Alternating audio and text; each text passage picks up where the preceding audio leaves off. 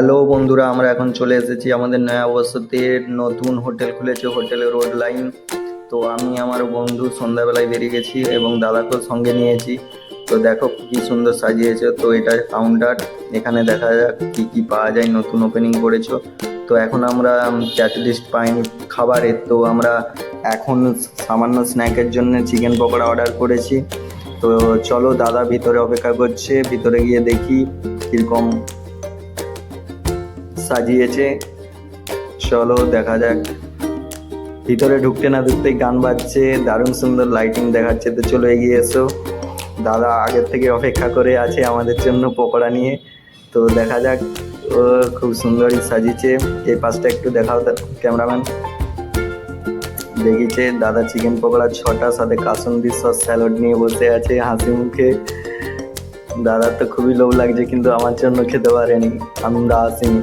তো এরপর আমরা টেস্ট করে দেখবো কেমন হয়েছে, তারপরে তোমাদেরকে জানাবো।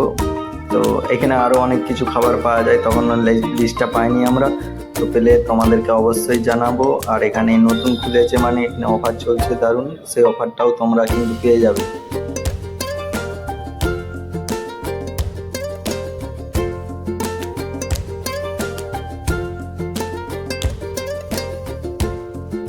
তো চলো দেখি টেস্ট করে নিই।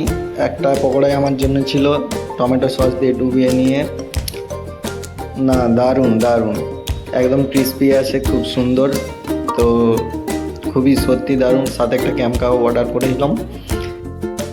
তো যাই হোক বন্ধুরা, খুবই সুন্দর রেস্টুরেন্টটা খুলেছে। তো আমার দাদাদের সব কিছু খাওয়া হয়ে গেছে, পাত পড়ে আছে ফাঁকা, বসে বসে ভাবছে যে আরও কিছু খাওয়া যায় কি না। তো আমি ভাবলাম অপেক্ষা কর, একটু রেস্ট নে, তারপরে ভাববি। তারপরে আবার তড়কা রুটি অর্ডার করেছিল দাদার জন্য। আমি কিছু নিইনি অবশ্য, আমার পেট ভর্তি ছিল। তো দাদারা রুটি তড়কা খেয়ে ব্যাস, এটাই আমাদের ব্লগ শেষ। এটা আর আমি টেস্ট করিনি। ঠিক আছে, নেক্সট টাইম যেদিন আসবো আবার তোমাদেরকে বলবো কি কি পাওয়া যায় না পাওয়া যায়। তোমরা চাইলে অবশ্যই একবার এসে টেস্ট করে দেখতে পারো, খুবই ভালো।